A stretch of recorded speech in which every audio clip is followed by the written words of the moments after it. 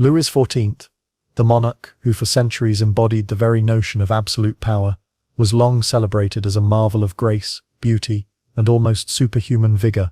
At his court and across Europe, tales of his extraordinary gifts were endlessly repeated. He could perform ballet for 6 consecutive hours without faltering, converse fluently in 5 languages, recall the names and faces of thousands of courtiers, and his mere presence seemed to dazzle visiting ambassadors and foreign ladies. The portrait handed down was that of a sovereign with a perfectly proportioned body, a commanding voice, a stately bearing, and an aura that seemed truly divine. The sun, which he chose as his emblem, was not just a symbol but the very reflection of a power that appeared immortal. Yet behind this carefully cultivated vision of perfection lay a fate of an entirely different nature. The story of the Sun King did not end in the triumph of a ruler venerated like a god, but in the slow and revolting collapse of a body that rotted away while he still breathed. What schoolbooks often omit is that the same sovereign who raised Versailles into the most dazzling court of Europe, the same ruler who defined elegance, magnificence and royal grandeur, died in agony, his flesh consumed by corruption, his body transformed into a grotesque parody of the majesty he once embodied. At the height of his reign, foreign diplomats fainted at his charm.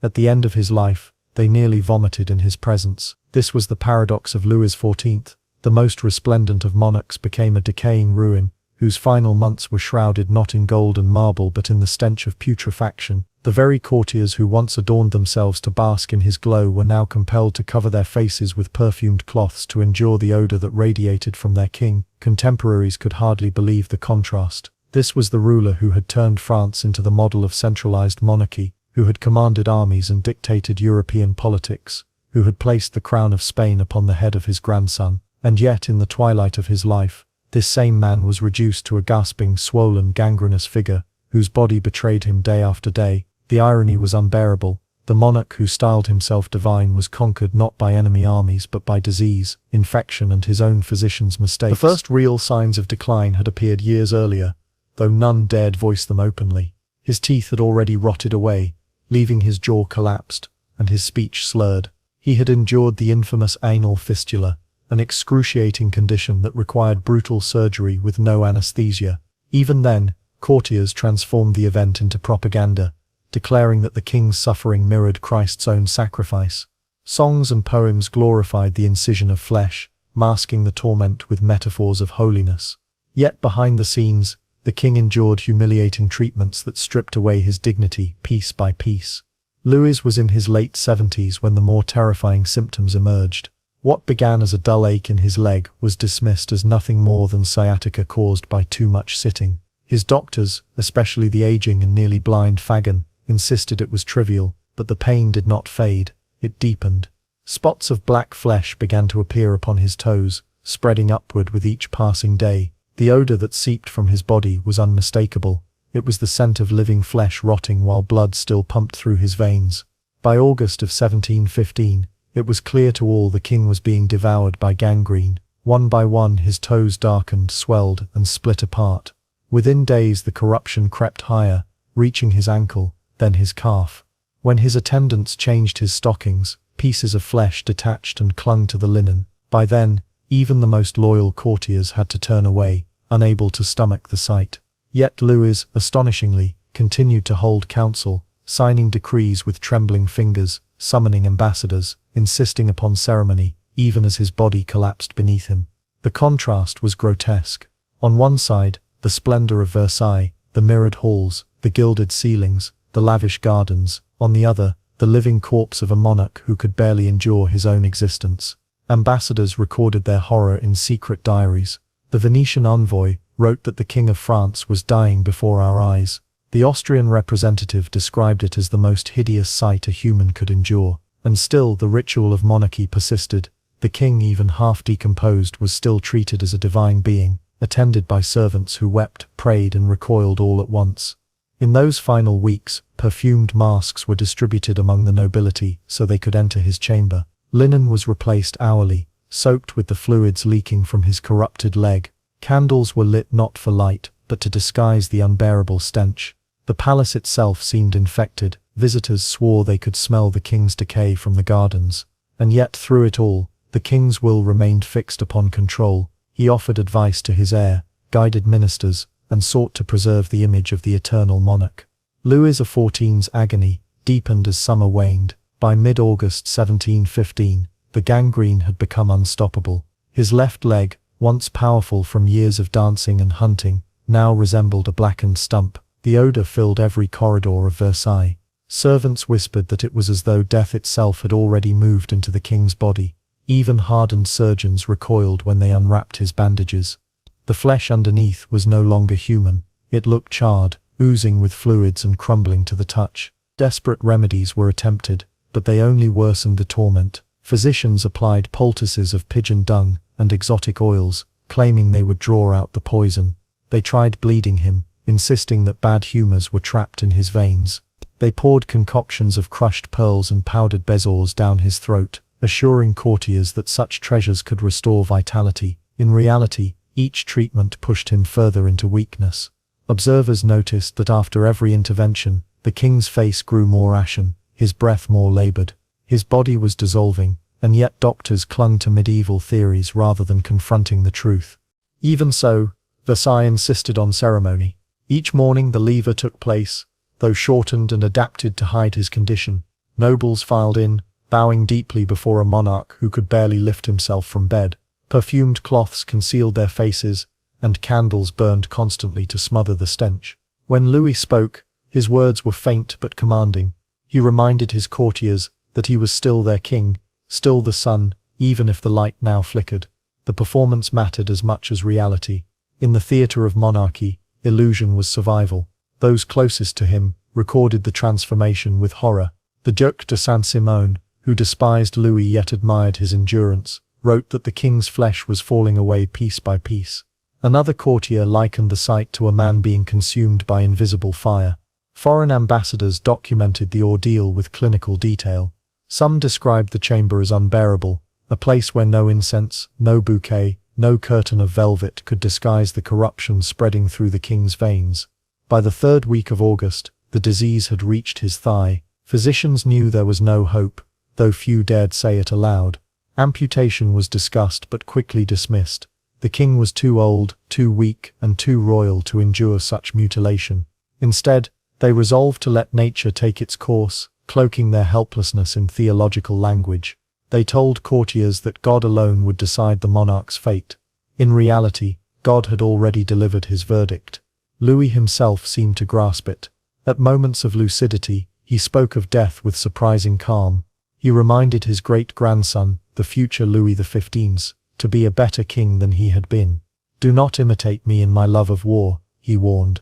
He confessed regrets that he had burdened France with endless conflict, that he had loved glory too much, that he had overtaxed his people. It was a strange humility, from a man who had once declared, "L'état, c'est moi." Now, as decay crept through his leg, he admitted he had been but a mortal after all.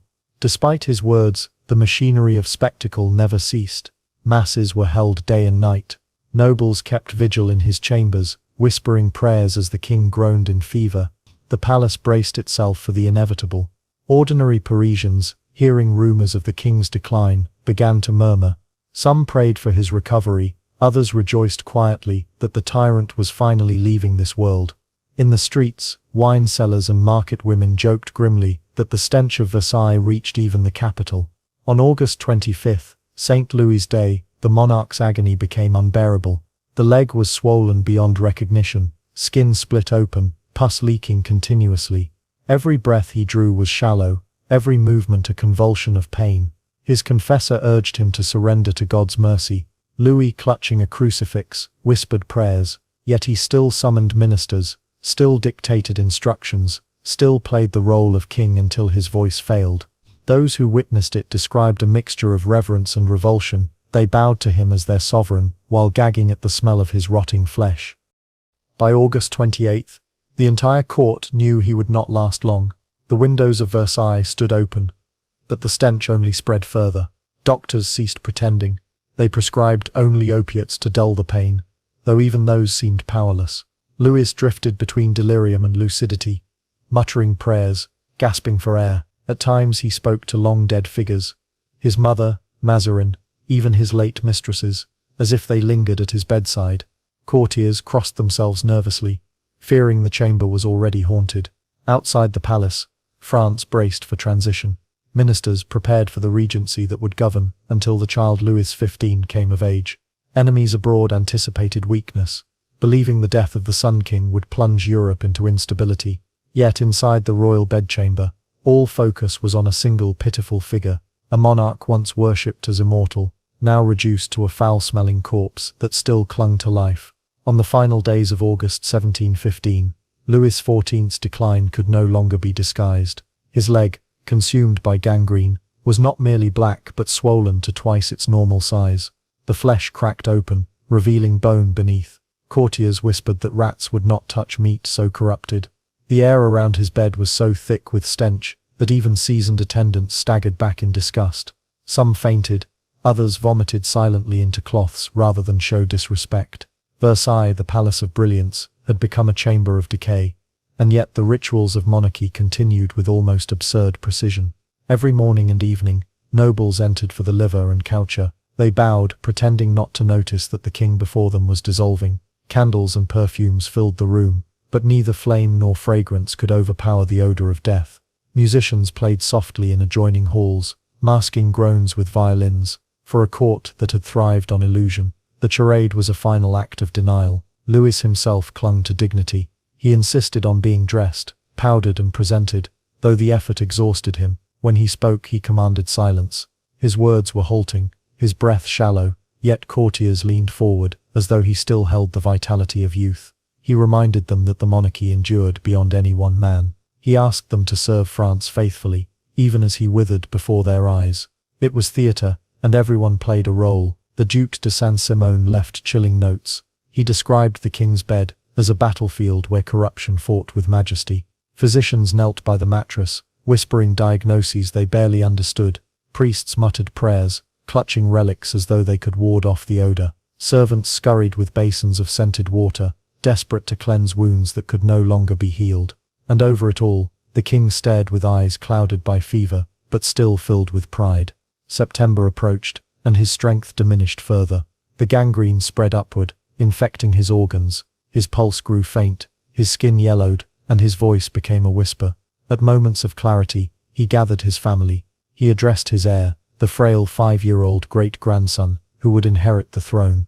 "Be a peaceful ruler," Louis told him. "Do not imitate my passion for war. Seek the welfare of your people, which I have neglected too often." These words, simple and weary, were the closest admission of failure he ever allowed. The atmosphere in the chamber became unbearable. Ministers tried to maintain composure, but many broke down in tears.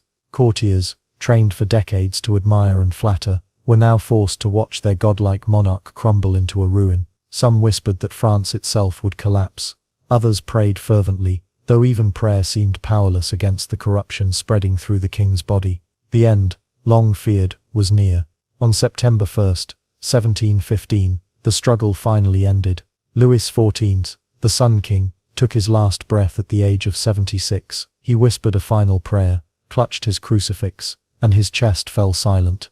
The room held its breath, as though waiting for one last miracle. But the miracle never came. The greatest monarch of Europe was gone, leaving only a rotting corpse where once the sun had shone. Immediately, the transformation was shocking. The courtiers who had surrounded his bed moments earlier retreated, covering their faces. The odor intensified rapidly, without blood circulating. Decay advanced with terrifying speed. The corpse darkened, bloated, and emitted a gas that filled the room. Priests hurried the rites, guards threw open the windows. In life, Louis had controlled every detail of his image. In death, his body betrayed him entirely. The embalming process revealed horrors no court poet could disguise. Surgeons opened the chest and abdomen, finding organs liquefied by infection. The stomach and intestines were foul-smelling sludge, barely recognizable. The heart, extracted and preserved separately, was blackened and shriveled. Physicians recorded their findings with clinical detachment, but witnesses shuddered. This was not the Golden King of Versailles. This was a carcass, ravaged by time, disease and vanity. Despite the grotesque reality, the rituals of monarchy persisted. The corpse was dressed in fine garments, draped with regal symbols, placed in a coffin lined with lead. Masses were held in grand chapels, Courtiers bowed before the coffin as though the man within still radiated glory. Yet whispers spread across Versailles, across Paris, across Europe. The Sun King had died not as a god, but as a putrid wreck. The contradiction was too glaring to ignore. In Paris, reactions were mixed. Some wept sincerely, recalling the stability and grandeur his reign had brought.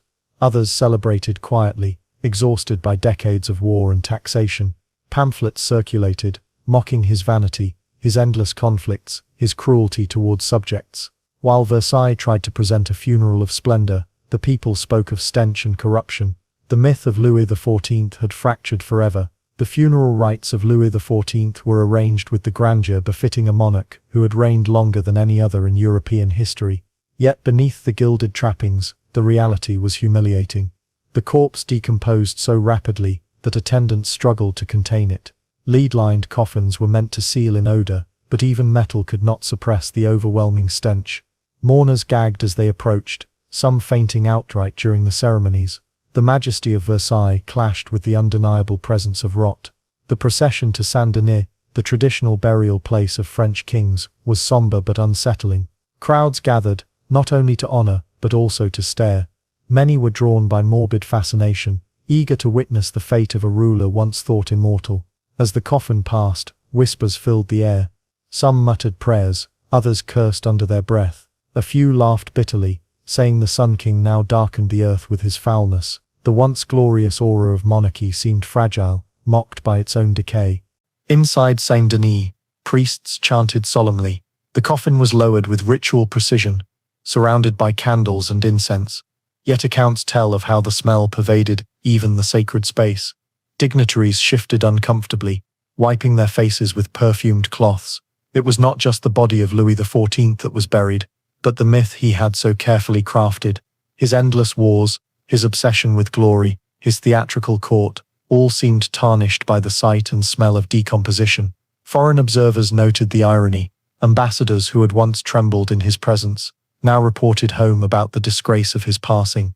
In Madrid, Vienna, and London, ministers spoke of the contrast between his majestic reign and his miserable death. Satirical pamphlets circulated, portraying the king as a bloated carcass, a tyrant undone by time. The grandeur of Versailles could not silence the gossip. For all his power, Louis had been reduced to the fate of every man, corruption and dust. Yet for some, grief was genuine. Loyal courtiers wept sincerely. Old soldiers remembered victories that had once made France feared. Artists recalled the king's patronage, which had elevated their craft. To them, the loss was real, even if the corpse was grotesque. They mourned not the body but the idea of Louis XIV, the figure who had turned France into the heart of Europe. That image, however, was already fading. The political consequences were immediate. The throne passed to his great-grandson, a child too young to rule. A regency was declared under Philippe d'Orléans, whose reputation for debauchery made many anxious. France faced an uncertain future, burdened by debt and surrounded by enemies. The Sun King's legacy was both magnificent and ruinous. His wars had reshaped Europe, but they had drained his kingdom. His palace had dazzled the world, but it had impoverished his people. The monarchy, once unshakable, now seemed fragile. What lingered most in memory, however, was not Versailles' splendor, nor his military triumphs. It was the image of a king rotting alive, of courtiers wearing perfumed masks, of diplomats nauseated in his presence. The spectacle of his final illness overshadowed decades of power. History, unforgiving, often remembers the grotesque more vividly than the glorious. In Louis XIV's case, the glory and the grotesque fused, leaving a legacy both luminous and decayed. In the weeks following his burial, Paris buzzed with stories. Tavern conversations dwelled on the details, the gangrene, the stench, the liquefied organs. Some exaggerated, claiming the king had melted into slime. Others insisted his body was so foul that even worms refused him. Truth and rumor blended, but all agreed on one point. The end of the Sun King was unworthy of his legend. For writers and chroniclers, it became a symbol. They saw in his death a warning about vanity, about the futility of absolute power. Voltaire, later in the century, would praise Louis's reign for its brilliance, but also remark on its burdens. The Enlightenment thinkers, looking back, saw in the monarch's decline the decay of a system that exalted one man above all. His body, eaten from within, mirrored a kingdom weakened by excess. Thus the story of Louis XIV's death endured not only as a medical curiosity, but as a parable. It revealed the fragility of flesh, the cruelty of time, and the limits of power. The man who had styled himself as the sun was reduced to darkness, his brilliance eclipsed by corruption. His final days, grotesque and pitiful, became inseparable from his legend. Versailles might still gleam, but behind its mirrors and gardens lay the memory of a monarch who ended not in triumph but in decay. The reign of Louis XIV did not end with silence. Even after his burial, the echoes of his decline haunted France and Europe alike. The Sun King's transformation from radiant sovereign to decaying wreck became a cautionary tale repeated for generations. His legacy, once polished in marble and gold, was now shadowed by whispers of rot, stench, and humiliation. The man who had lived for spectacle had provided one final, unplanned performance, the theatre of decomposition. At Versailles, the palace he had designed to glorify himself, courtiers found it difficult to move on. The rituals continued, but something had shifted. Without the towering figure of Louis XIV, the court seemed hollow. His great-grandson, Louis XV, was too young to command authority. Regents and ministers filled the vacuum, but none could replicate the aura of the Sun King. Rumors spread like smoke. France was weak, its monarchy diminished, its golden age buried with a corpse that had already blackened and burst. Abroad, the story carried even more force. In London, newspapers mocked the king who had once terrified England. In Vienna, ministers told tales of a monarch who had rotted alive, using his death as proof of divine justice. Spanish envoys spread rumors that his body had been eaten by vermin before burial. Each account exaggerated, yet each drew from a truth too grotesque to deny. The majesty of the French crown had been poisoned by the image of its sovereign's decay. Medical observers, too, recorded the case with fascination. Surgeons described in detail the spread of gangrene, the liquefaction of organs, the collapse of the body's systems. To them, it was an extraordinary clinical example of how infection consumed flesh. To historians, it was something deeper, a metaphor for the end of an era. The king who had seemed unassailable, who had molded France in his image, had been undone by the very fragility he denied. His carefully constructed immortality dissolved into pus and gas. Among the people, reactions remained divided. Some wept, remembering the long stability of his rule, the cultural flowering he had supported, the power France had once enjoyed. Others rejoiced, weary of the taxes, wars and hunger his ambitions had caused. In the countryside, peasants told tales that mixed fact with folklore, that the king's body had burned with its own fever, that flames had burst from his corpse, that the heavens themselves had punished him. In truth, the punishment had come from his own flesh. Writers seized the symbolism. They compared the Sun King to Icarus, soaring too close to the heavens only to fall. They saw his body as an emblem of corruption, proof that even the most splendid throne could not protect a man from worms. Philosophers used his death to question monarchy itself. If a king who called himself divine could die so foully, what did that say about divine right? The spectacle of decay became ammunition in debates that would, decades later, contribute to revolution. Even his funeral, intended to restore dignity, became part of the scandal. Attendants could not keep the coffin sealed. The odor seeped out and filled Saint-Denis. The clergy cut short the prayers, unable to endure the atmosphere. Foreign visitors left appalled. Some said it was not a funeral, but a disposal, more akin to clearing away refuse than honoring a monarch. It was an end that mocked the grandeur Louis had demanded his whole life. And so, the paradox of Louis XIV was sealed. He had built the greatest palace in Europe, yet his body could not be contained by stone, incense, or ceremony. He had ruled longer than any king, yet his final weeks erased much of his legend. He had called himself the sun, yet he died in darkness, fouled by his own corruption. The myth and the man were inseparable, and both were undone by time.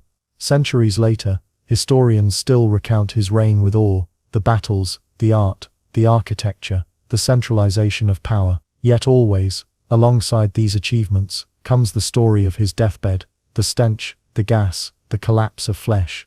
It is this contrast that endures, more striking than any gilded hall or marble statue. Louis XIV remains both the pinnacle of monarchy and its most grotesque warning. The Sun King had sought immortality through spectacle. In a way, he achieved it, but the immortality he gained was not the one he imagined. His gardens still bloom, his palace still gleams, but his body, rotting, stinking, bursting, became the final symbol. Power fades, beauty decays, glory crumbles. What endures is the memory of how even the most brilliant star must set, and how, in setting, it leaves behind not light, but darkness and dust.